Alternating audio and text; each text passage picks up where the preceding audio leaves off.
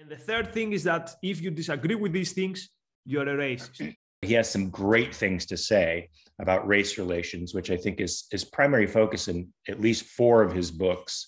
Black Rednecks, White Liberals is one of the most profound.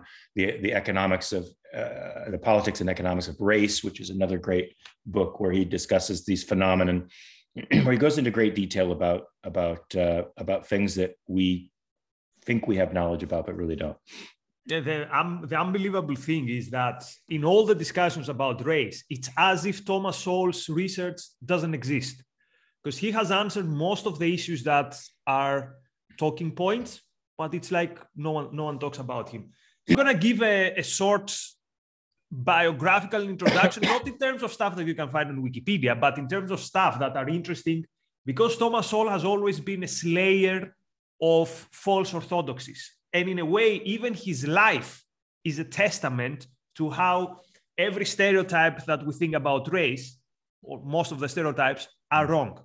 Having said that, at the end, I will also mention what is my problem with Thomas Sowell and why I think, so you mentioned he has a big impact. I think his impact has a ceiling, has a limit, and I will explain why I see this. But first, let's start about his life. So he's born in the, he's born around the financial meltdown in the 30s. His father his father and mother are dead very soon after he's born. So he is an orphan. He's taken care of by relatives, none of whom has finished high school. And yet this is an environment that pushes him towards the idea that knowledge is important. So why is this interesting? Most of the times we hear about the impact of your environment, that, you know, if you have things staked against you, you're not going to do well in life. Thomas Sowell shows that this is not always the case and doesn't have to be the case. Also, can I just interrupt? Unless you may be mentioning this, but he was born in the Deep South. That's what I was about to say. Segregation, and when he moved with these other relatives, he moved to Harlem. So this gives him some very interesting perspectives with respect to the Deep South during the worst phases of segregation, and Harlem where he can expose us to historical phases of that part of the city, which we're completely unfamiliar with. And as he said, back in the day, you could sleep in Harlem. First of all, whites and blacks would go out in Harlem, and you could sleep when it was hot because there was no air conditions. People would sleep either in parks or in, how do you call in New York, these stairs that go out? The stoops. The stoops. Yes. Again, things that today would be unimaginable. And why is this important? What we're constantly told about the difficulties in the Black community is that they are a result of racism, or the legacy of racism and actually existing racism. And Thomas Sowell asked a question. How is it that Harlem was a better place to live in the 30s than today? Was it that there was less racism in the 30s? Obviously not. So keep this somewhere in mind. So let's go to his work. I will focus today on his work on race. And I have some suggestions. There's like one book per decade from the 80s, perhaps his most controversial book, Civil Rights, Rhetoric or Reality, which asks one basic question. Has the position of Black people in the United States really become better after the Civil Rights Act, i.e., after political action to end racism and discrimination? Then in the 80s, he writes Race and Culture, which talks about racism in various parts of the world. And then in the 2000s, this was not in the... So these books are every 10, 15 years, let's say, he goes back the same thing. Intellectualness and Race, I think from 2013. Having said that, Sowell is 90. He's intellectually active. He wrote something like, I don't know, more than 3 books in his 80s. So great stuff. So what are the 3 main themes in his work? What are the 3 dragons that he slays when it comes to orthodoxies that we falsely believe? First, that disparities necessarily mean that there is discrimination. Second, so for example, Black people are doing not as good as white people, therefore there's discrimination against Black people. Second dragon that he slays, that the solution to a group not doing as well as other group is political action. And the third thing is that if you disagree with these things, you're a racist. So these are three myths that he completely. But I think can I add a fourth? Of course. That the pathologies that we see in the Black community today are the lasting effects of slavery. He completely slays that dragon. It's perhaps the number one most important theme of his work, and I will link it with the first thing on what are the causes of groups not doing well. So Thomas Sowell says, look, if it were discrimination, we'd expect to see two things. First, anywhere in the world, any group that is discriminated, they would be doing worse. Second, in periods of greater discrimination, the discriminated against group would be doing worse in various metrics. Thomas Sowell says both of these things are not the case. Let's start with the first. He gives various examples. The Jews throughout history, always thoroughly, strictly, directly discriminated against, they do well. The Armenians, subject to according to some people, genocide, they do well in Eastern Europe. Greeks in the Ottoman Empire, we were under the occupation of the Ottomans, they were literally skinning us alive. Greeks are doing better than Ottomans, than Turks themselves. And the examples go on. Chinese in Asia, in Asian countries. Thomas Sowell says there have been cases of anti-Chinese pogroms that more Chinese were killed in like a month than Blacks killed throughout the dark history of racism. And yet Chinese people are doing well. Or in the United States, Japanese Americans, subject to discrimination and yet subject to being confined in camps during Second World War, yet they're even outperforming the whites. So, also, I believe Japanese in Brazil and South America as well. Yeah, Japanese in South America. And actually, he gives this interesting example that if, let's say, the Jews are doing better in the US because the anti-Jewish sentiment is less strong than the anti-Hispanic sentiment, how do you explain that Jews are doing better in Latin America, where the Hispanics are the majority? So this is the first dragon that he slays. Now let's go to what you said, Mark. What is to explain the fact that one group is underperforming? And Thomas Sowell says, mostly things that have nothing to do with discrimination. Things such as culture. So for example, I know we're not allowed to talk about these things today, but not all cultures are equal. Not all cultures are equally good for you. For example, let me talk about my own culture, Greece. Greece is a country where hard work is not seen as something good. Greece is a country that is seen as, if you get rich, you might have done something nasty, or you are a bad person. Is this a good culture for someone to be productive? No. So what you need to do is you have to somehow escape it, either physically or say, I don't like these elements from my culture. And he says that there are many things in Black culture that are not to the benefit of Black people. And the examples, he gives examples such as gangster rap and things like that. But can I just say, tell me if I'm stepping on your toes or taking away the punctuation point of this.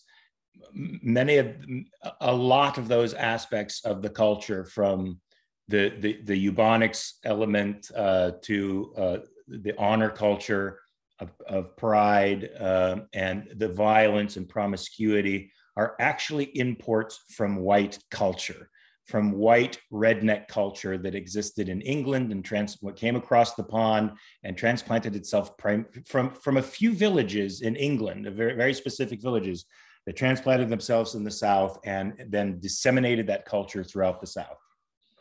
Exactly, because now our leftist friend would say, oh, so you're a racist, you're saying Black culture is not good. Actually, the vast majority of the example Thomas Sowell gives is not from Black culture. He talks, for example, about the Irish culture. He talks about how being heavily drunk was 50 times met more in the Irish in the United States than in the Jewish population. And he says, is there an excuse for that? Is it because of trauma or discrimination? Obviously not. So you see a tendency within that culture that is not a good predictor about how people in that culture will do. Another example he gives, early marriage. 50%, of course, he writes in the 80s, so these numbers might have changed, obviously have changed. 50% of Mexican Americans, 50% of these Mexican Americans girls are married while they were a teen. What is the percentage in Japanese Americans? 10%. Again, Thomas Sowell says, these cultural tendencies play a role. It's not this, he's in favor, of course, of the nuclear family, but obviously if you get married at 17, your professional prospects might be different from someone who gets married at 25 or 20 or 28.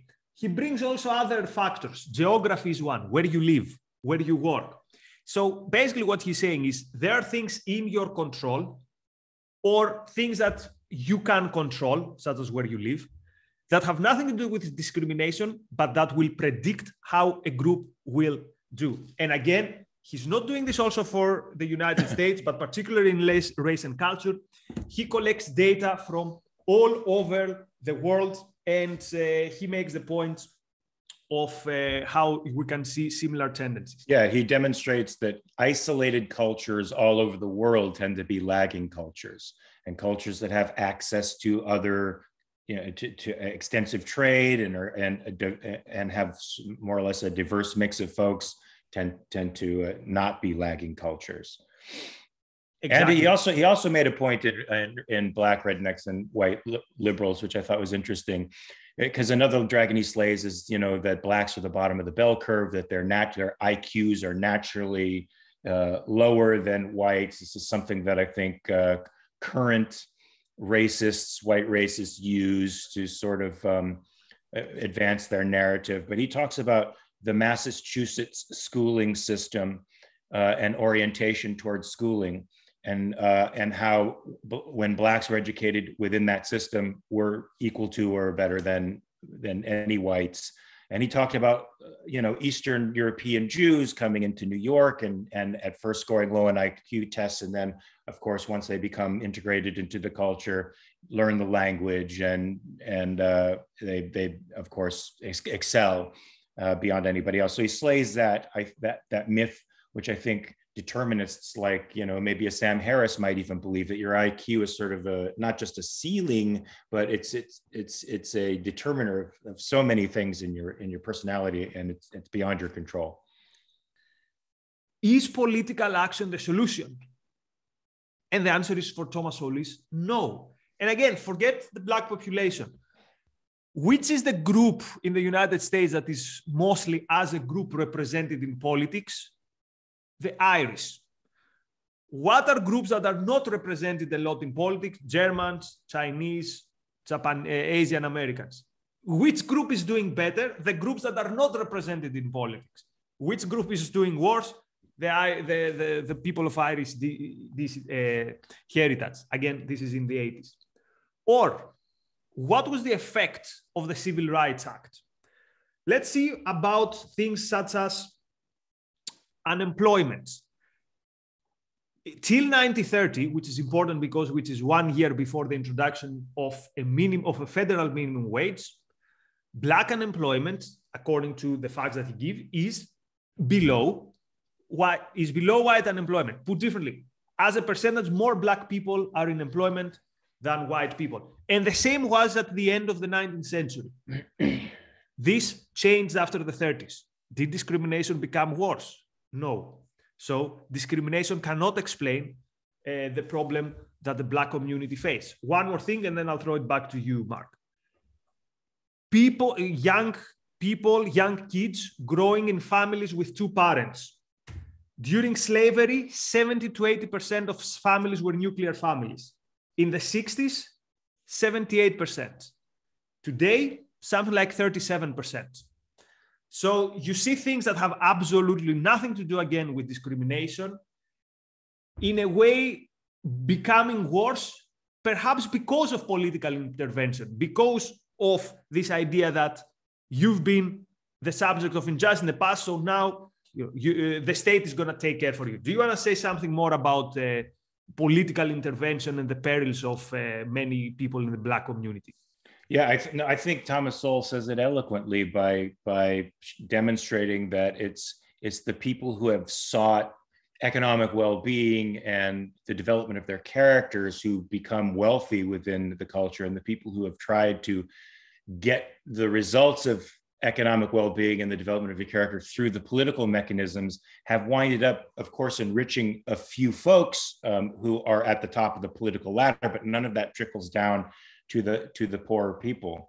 And I think that's a profound analysis. And I think it started with the very beginning of the civil rights movement. If we could go back to the Booker T. Washington days and the W.E.B. Du Bois days, where they had two different ways of looking at the world. And I think Booker T. Washington's was the correct one, which is be your best person. Go out there and you educate yourself to have a remunerative job, be a productive member of the community, and the rest will fall into place. Well, the other man, I think, who had socialist tendencies, thought that the ideal was to acquire political power, and through political power, you'd be able to trickle down some of those benefits to the regular population, which of course never works. It never works. If it did work, Greece would be the richest country in the world.